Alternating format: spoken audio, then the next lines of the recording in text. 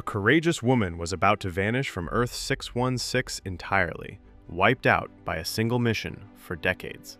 Janet Van Dyne, known as the Wasp, one of S.H.I.E.L.'s most capable operatives, had spent years working side by side with her husband, the brilliant scientist Hank Pym.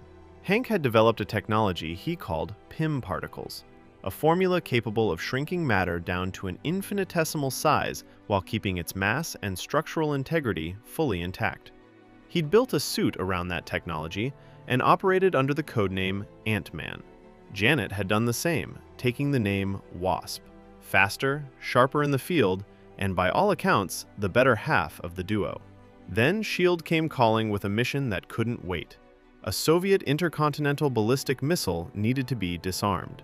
By the time they arrived on site, the missile was already lifting off the launch pad, but they managed to hop on at the last second, just before it left the ground. Their methods, however, were anything but conventional. They shrank down to slip aboard undetected. And as luck would have it, the only way to stop the missile was to get inside the warhead itself and disable the detonation mechanism from within. But there was a catch. The gaps in the missile's internal housing were so impossibly small that the only way through was to go subatomic, to shrink beyond the quantum threshold. And the clock was ticking, because that warhead was already bearing down on its target. Hank's regulator had been damaged in the approach, the regulator being the critical device that controlled how small the suit could shrink and, more importantly, how the wearer could return to normal size. Without it, going subatomic was a one-way trip. Janet's regulator, on the other hand, was still fully functional. She knew exactly what that meant, and she didn't hesitate for a second. She overrode her regulator, disabled the safety limits, and shrank beyond the subatomic threshold, disappearing into the quantum realm to reach the missile's core. She stopped it. She saved everyone. Millions of people never knew how close they came to the brink that day, and Hank Pym lost his wife to the quantum realm, a place from which, as far as anyone knew, there was no coming back. He was left carrying a grief he couldn't explain to anyone, because the full truth of what Janet had done and where she had gone was classified. Janet Van Dyne didn't just disappear. She was erased from history, classified, redacted, forgotten by the world she'd saved. But she was still alive, and that's a story for later. Still on Earth 616, the year was 1988. 8 years had passed since Ego walked away from the only woman who ever made him hesitate, but what he left behind was more than a memory. Meredith Quill had been carrying his child, a boy, Peter Quill, half human, half something nobody on Earth knew or understood, not even his mother. Meredith raised Peter alone in that same small Missouri town, and for a few years, life was simple enough. But then she started getting sick, a tumor in her brain, aggressive and untreatable, that no doctor could explain. By 1988, Meredith was out of time. On the night it happened, the whole family had gathered at the hospital. They all knew this was the moment. Peter was there too, just 8 years old, sitting out by the reception desk while the people he loved said their goodbyes in a room he wasn't ready to walk into. Then his grandfather came for him and told him his mother was asking for him. When Peter finally walked into that room, he saw his family surrounding the bed, and his mother, barely recognizable, frail, fading, holding on by nothing. There was a letter on the bed and a small, wrapped gift. His grandfather quietly slipped them into Peter's bag without saying a word. Meredith, with the last bit of strength she had left, reached out and asked Peter to hold her hand. But he was a scared little boy standing in front of something no child knows how to face, and he couldn't do it. Seconds later, the monitor flatlined. She was gone. Peter lost it. Crying, screaming, fighting, the family had to pull him out of the room. For a moment, he just stood in the hallway, frozen, the grief hitting him all at once. And then he ran. He shoved through the hospital doors and stumbled out onto the grass, alone in the dark. And that's when something no one could explain happened. A blinding light from above, something descending fast, and just like that, Peter Quill was gone. No trace, no witnesses, no record. Just a missing kid from Missouri that the world quietly forgot about. Who took him, where he went, and what kind of life waited for him out there? That's a story for later.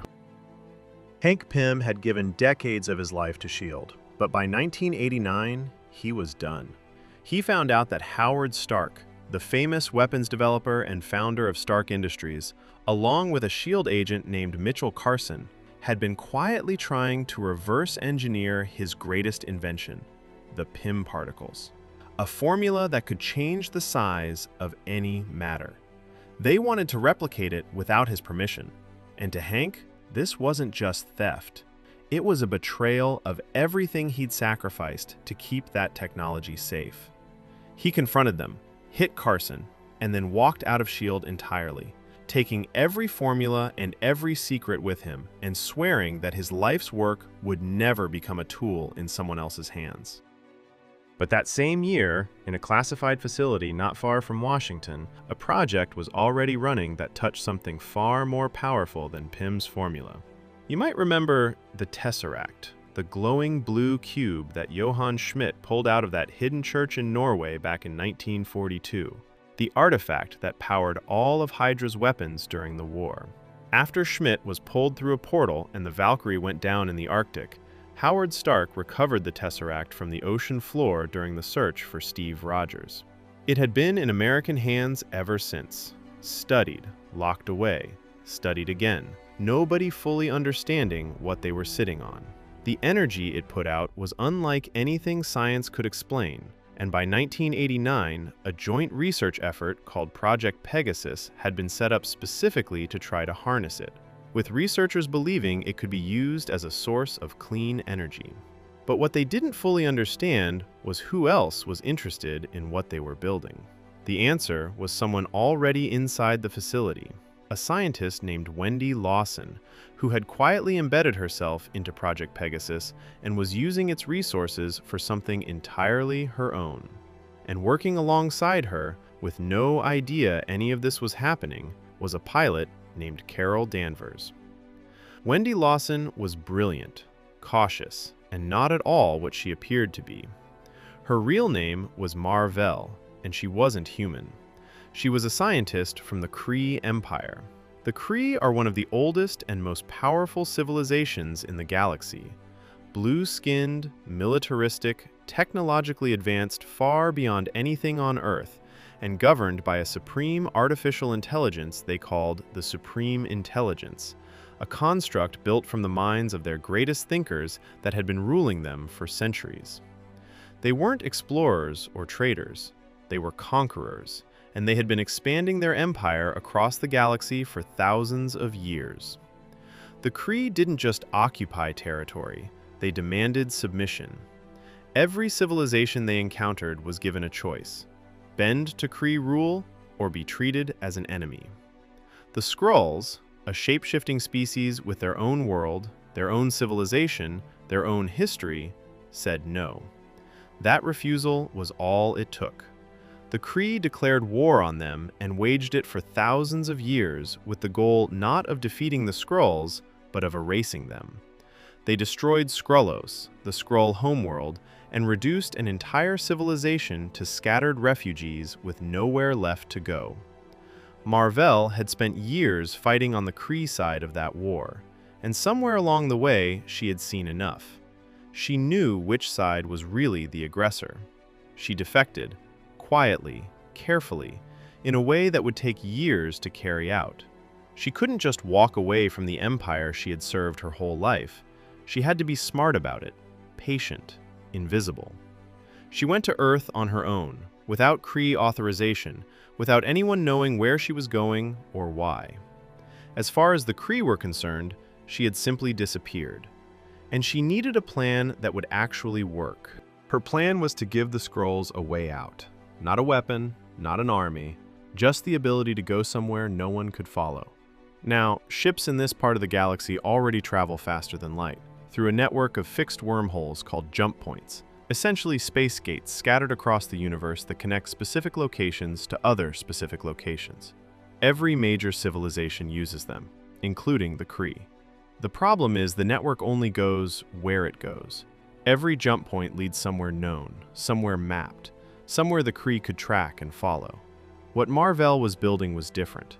A light-speed engine that didn't need jump points at all, that could take a ship freely in any direction at any speed, off the grid entirely. With that technology, the Skrulls could fly somewhere so far outside the known network that the Kree would have no way to find them, ever. The problem was the energy source. An engine like that needed power on a scale that was hard to come by. But she knew of a small, primitive civilization sitting completely outside the Kree's sphere of influence. Overlooked, underestimated, tucked away under Asgardian protection but otherwise off every map that mattered, that happened to be sitting on exactly that kind of power. And it had the Tesseract. It was the perfect place to disappear and work. And she wasn't coming alone. She was already traveling with a group of Skrull refugees she had taken under her protection. Not soldiers, not warriors, just survivors. Families, civilians, people who had escaped the destruction of their homeworld with nowhere left to go. She hid them aboard her cloaked ship in orbit above Earth, told them to go completely dark, no contact, no signals, and wait. They had already lost everything. All they could do was trust her. Then she built herself a cover identity, a human scientist named Wendy Lawson, and walked right into the heart of it. She worked her way into the center of a joint research program, Project Pegasus, a collaboration between the Air Force and NASA studying the Tesseract, positioning herself as its lead scientist. As far as everyone else on the project was concerned, they were studying the Tesseract as a clean energy source and developing a revolutionary engine alongside their lead scientist. What they didn't know was who Wendy Lawson actually was, and that every breakthrough she was delivering to them was also serving a completely different purpose. Nobody at the facility had any idea, including the two Air Force pilots Mar-Vell had taken under her wing, Carol Danvers and Maria Rambeau, people she had come to genuinely trust. Both of them had been testing the experimental aircraft without knowing what it was really for or who they were really flying with. Then one day, Carol was in the cockpit running another test flight with Lawson beside her. Routine, nothing out of the ordinary, when an unidentified aircraft locked onto them and opened fire. No warning, no communication, just weapons hot. The plane went down hard, and when Carol pulled herself out of the wreckage, Lawson was hurt, and told her the engine couldn't fall into the wrong hands. It had to be destroyed. Before she could do it herself, the shooter landed, a Kree commander named Jan Rog, and killed her. Carol grabbed the weapon and did it herself, fired into the engine's core and triggered the explosion Mar-Vell had intended. The blast should have ended her. Instead, the energy from the Tesseract-powered core washed through her entirely, absorbed into every molecule of her body, and transformed her into something that had never existed before on Earth. She survived, but she didn't get to feel it for long. The Kree were already there. Jan Rog took her, brought her back to their homeworld of Hala, and gave her a blood transfusion from his own veins to keep her alive. Then they erased everything. Her name, her memories, the people she had loved, every moment that made her Carol Danvers. Gone. They gave her a new name, Vers, and told her she was one of them. A Kree warrior, a member of Starforce, a living weapon in service of an empire that had taken everything from her without her even knowing it. Back on Earth, Project Pegasus had lost its lead scientist, and the Air Force and NASA couldn't explain any of it. The Tesseract was already gone. Mar-Vell had moved it to her cloaked lab in orbit long before anyone knew what was happening. The program quietly went dark. The refugees in orbit stayed hidden, waiting in silence, and the woman who had built the plan was gone.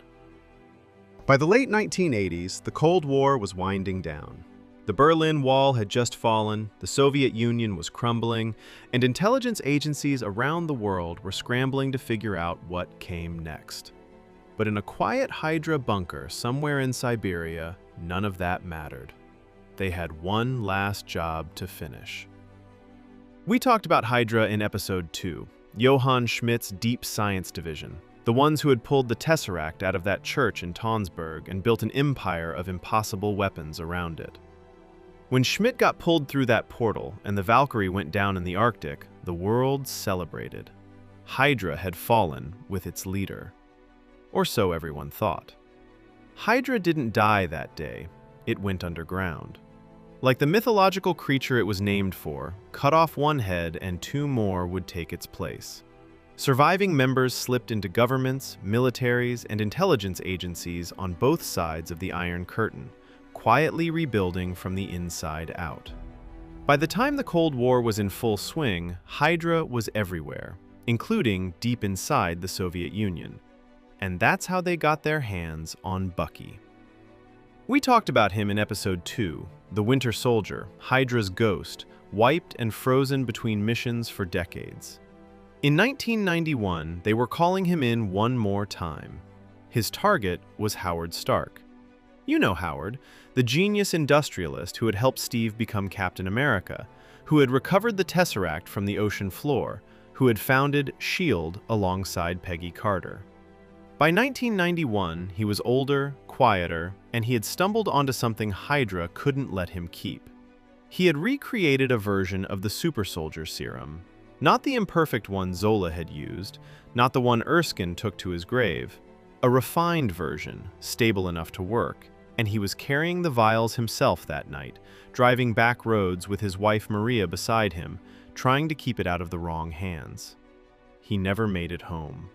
The Winter Soldier intercepted them on a quiet stretch of road. There was no chase, no shootout, just a man who didn't remember who he used to be finishing a job. Howard and Maria Stark were gone. The vials disappeared into HYDRA.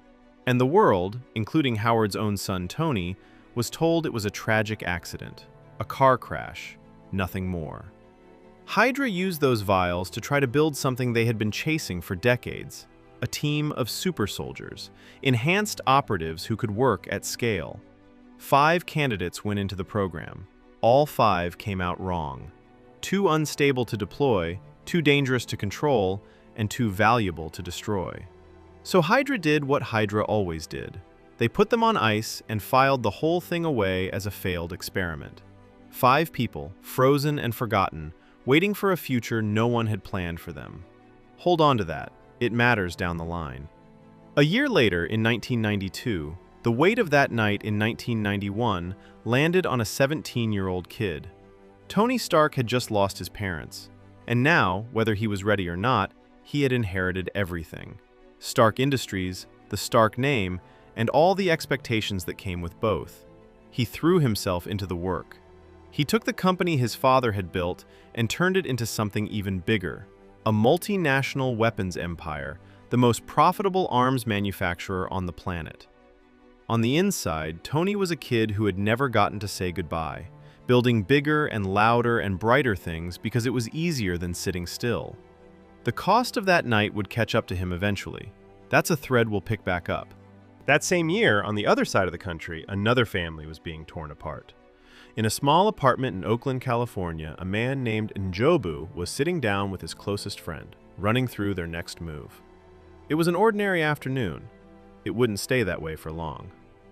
Njobu was a war dog, one of Wakanda's deep-cover spies embedded around the world, and the brother of the king of Wakanda himself. And y'all already know Wakanda, the most technologically advanced nation on Earth, sitting on a mountain of vibranium and keeping it a secret from everyone. For centuries, they had chosen isolation. That was the deal. That was the law. Njobu couldn't live with it anymore. He had spent years in Oakland watching his own people suffer, watching black communities crushed by systems they couldn't fight. And every day he asked himself the same question. What was the point of Wakanda's power if Wakanda never used it? So he made a choice. He helped a man named Ulysses Klaue steal vibranium from Wakanda itself, believing it could be used to arm an uprising, to finally give oppressed people the means to fight back. His brother found out. King T'Chaka came to Oakland personally with the Dora Milaje at his side. He confronted Njobu, laid out the accusations, and then ordered his own undercover agent, a man Njobu had known for years as James, to drop the act. Njobu lost it. He pulled a gun on Zuri, and before the shot could land, T'Chaka made a choice he'd carry for the rest of his life. He stopped his own brother, permanently. Then he and Zuri left, and they left something behind. A boy who would one day come back for all of it. And that same year, over on Earth 10,005, another story was unfolding. One that would reshape everything we knew about the X-Men. After defeating In Sabanur, the X-Men weren't just a team anymore. They were heroes, household names. The public loved them, the government called on them, and for the first time in mutant history, being a mutant wasn't something you had to hide. So when NASA reached out in 1992 with a crisis they couldn't handle, a space shuttle stranded in orbit with no way home, the X-Men were the first call. They launched into space and got to work. But up there, something went wrong. What NASA had picked up as a solar flare turned out to be something else entirely, and Jean Grey ended up absorbing the whole thing. The energy should have ended her right there, but it didn't. The team pulled her back, the astronauts were saved, and the X-Men came home to a hero's welcome. But Jean hadn't come home alone. Whatever she had absorbed up there was still inside her, and nobody knew what it was yet. The whole ride back to the mansion, the team couldn't take their eyes off her. So the moment they landed, Hank pulled her in for a full workup. Scans, readings, anything that could tell them what they were dealing with. He had to know she was okay. But when the results came back, nothing added up. Her power levels were off the charts, beyond anything they knew how to explain. That night, the school threw a celebration for the mission. Music, drinks, the whole team out on the lawn. A rare moment of peace after pulling off something impossible. And somewhere in the middle of it, whatever Jean had absorbed up there started to stir. She lost control, and for a few seconds, everyone standing near her was in real danger. Charles wasn't at the mansion that night. He rushed back the moment he got the call, and the first thing he did was try to reach her, the way he always had. Charles had been in Jean's head her whole life, since she was a little girl. He knew every corner of her mind. If anyone could calm her down, it was him. So he sat down across from her and tried. And for the first time in all the years he had known her, he couldn't get in. Her mind was just beyond his reach. Whatever Jean was now, she had grown past the man who raised her. So he did the only thing left. While she was sleeping, he went down to Cerebro and reached for her the long way around. He just wanted to help her. He wanted to find her, calm whatever storm was going on inside her head, and bring his kid back. But the moment he got in, he realized something was wrong. Something he had hoped she would never have to see was already leaking out. Because Charles had a secret, one he had been carrying since the day Jean first walked into his school. Years before any of this, Jean's powers had manifested for the first time, and they caused a car accident. Her mother didn't survive it. Her father did. And when the dust settled, he looked at his daughter and decided he didn't want anything to do with her anymore. He blamed her. He couldn't bring himself to raise the child who had taken his wife. So when Charles came to take Jean in, her father let her go without a fight. Charles made a choice that day. He decided Jean was too young to carry the weight of what had happened, too young to know her mother had died because of her, too young to know her father had given her up because of it. So he built a wall in her mind. He told her both her parents had died in the crash, and for years that wall held. But whatever she had absorbed up in space wasn't interested in walls.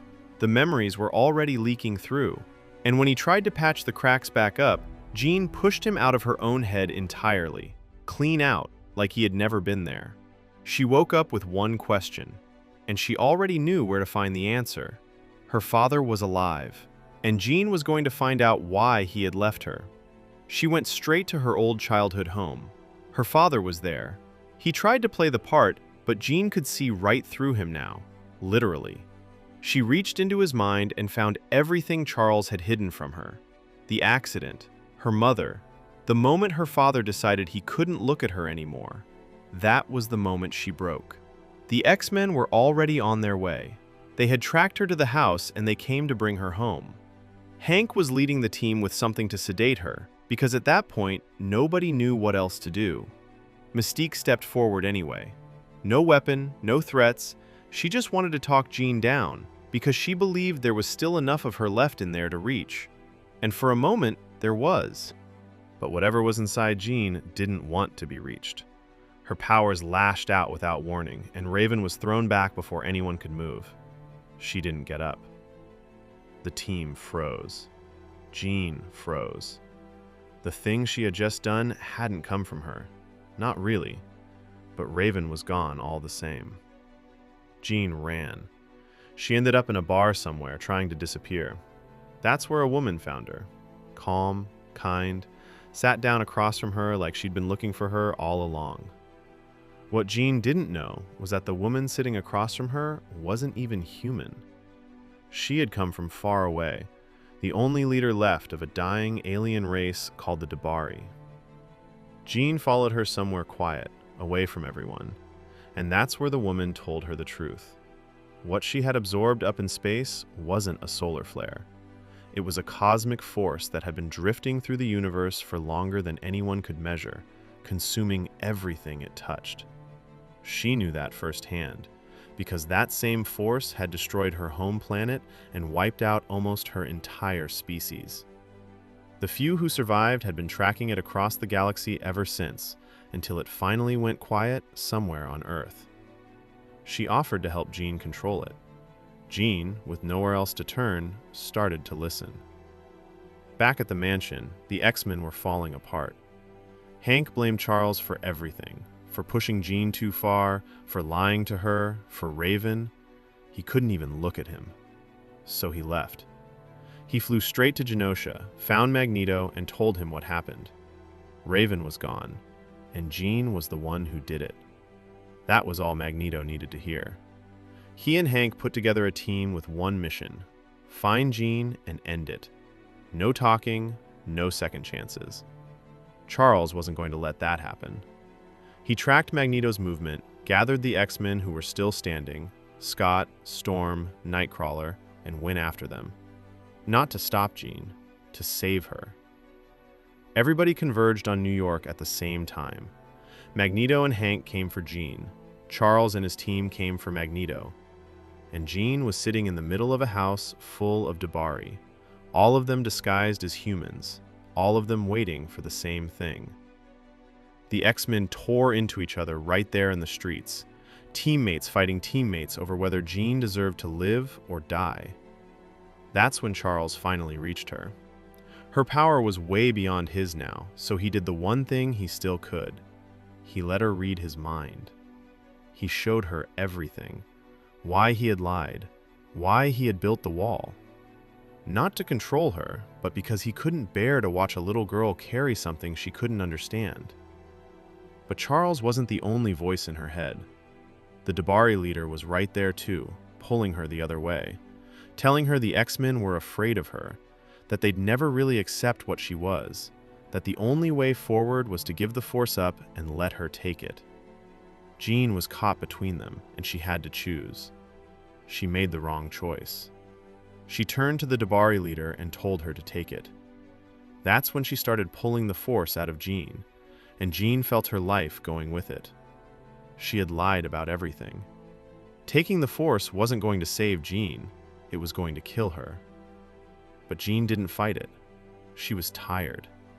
Tired of hurting people, tired of running, tired of being the thing everyone was afraid of. If giving the Force up meant it was over, she was ready to let it be over. Scott got there just in time. He hit the Dabari leader before she could finish and broke the connection. Jean was still alive, barely. And now, for the first time since all of this started, she had a choice that was actually hers. But nobody got the chance to make it count. The government had been watching the whole thing. First, a mutant tears up a neighborhood and takes out police officers. Now, two factions of them are ripping New York apart. They'd had enough. Armed forces moved in, hit every mutant standing with power-dampening collars, and loaded all of them, X-Men, Magneto's crew, Jean, everybody, onto a reinforced military train heading straight to a containment facility. The Dabari weren't about to let their prize ride away in a box. They hit the train mid-route. The soldiers on board didn't last long. The Dabari tore through them like they were nothing. With their backs against the wall, one of the soldiers made the call. He freed the mutants. And just like that, the people who had been trying to end each other an hour earlier were fighting side by side. Magneto, Hank, Charles, Scott, Storm, Nightcrawler, all of them pushing back against the Dabari wave together. They took down most of them. But their leader was something else. She cut through every mutant that stepped in front of her, absorbing more and more of the cosmic force she had already started draining from Jean, getting stronger with every second. Jean briefly took back control, grabbed the Dabari leader, and flew them both into space. She released everything, every drop of that cosmic force, in an explosion of light that seemed to consume her completely. To the world watching from below, Jean Grey had sacrificed herself. But what actually happened was something different. She had become a cosmic entity. The X-Men went home. Charles stepped down. Hank took over the school and renamed it the Jean Grey School for Gifted Youngsters.